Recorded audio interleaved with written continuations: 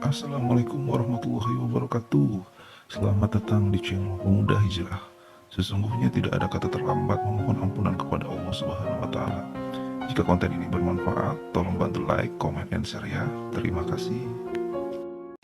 Jadi mudah-mudahan Allah jaga hati kita, baik ketika kita diuji, bahkan ketika kita diberi nikmat, supaya dalam dua keadaan ini kita tetap menjadi mukmin yang ajaban, yang ideal, yang baik, yang insya Allah Allah suka sama kita.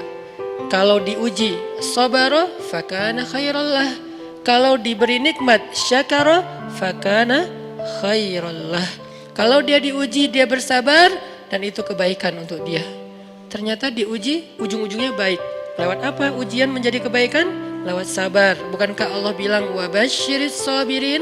Sampaikan berita gembira kepada orang yang sabar. Ada banyak kebaikan yang Allah sediakan untuk orang yang sabar kalau dia sabar. Dan kalau diberi nikmat syakara. Kalau diberi nikmat dia bersyukur. Fakana khairallah. Kenapa nikmat kok menjadi kebaikan? Maksudnya dengan dia bersyukur Allah tambahkan kebaikan itu. La in syakartum la azidannakum. Jadi orang beriman itu kayaknya hidupnya tuh harusnya sih nggak ada bete-nya. Hidupnya tuh nggak ada istilah, aduh hari ini gue kayak rugi banget nih. Nggak ada orang yang beriman rugi. Kan hidup kita tuh di antara dua itu kan. Cuman varian ujian itu aja macam-macam. Varian ujian itu misalnya kalau di surat Al-Baqarah Allah menyebutkan 3 varian ujian kan. Ba'sa, dharra, zulzilu. Ujian fisik, ujian harta. Harta ini termasuk karir, kerjaan, usaha, bisnis. Dan ujian zulzilu, ujian perasaan termasuk diputusin. Atau orang yang dekat sama kita jadian sama yang lain. Atau mungkin di unfollow oleh ya gitu deh. Saya kalau udah ngebahas bab ini agak gimana gitu. Jadi 3 varian ini masuk kategori apa? Masuk kategori ujian. Tetap aja 2. Kalau nggak ujian nikmat antara 2 itu nih. In asabathu sarra syakara wa in asabathu dharra sabara. Udah gitu aja. Dan nanti bahkan sampai ayatnya gini. Alladzina yunfiquna fis sarra'i wad dharra.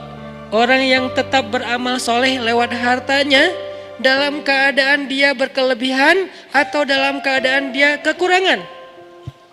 Itu mukmin, keren banget gitu. Dia tuh nggak pernah kehilangan kesempatan berbuat baik. Baik beramal soleh ketika dia dalam keadaan dikasih nikmat maupun beramal soleh ketika dia dikasih ujian tetap aja beramal soleh. Contoh yang ayat tadi. Yunfikuna fis sarra, berinfak dalam keadaan sarra, dalam keadaan bahagia, senang, lagi dapat untung gitu kan. Ataupun yunfikuna fit dharra, tetap berinfak walaupun dia dalam keadaan dharra, dalam keadaan susah. Dalam keadaan dor itu kan bahaya. Nih kalau saya infak nih bahaya nih buat saya nih.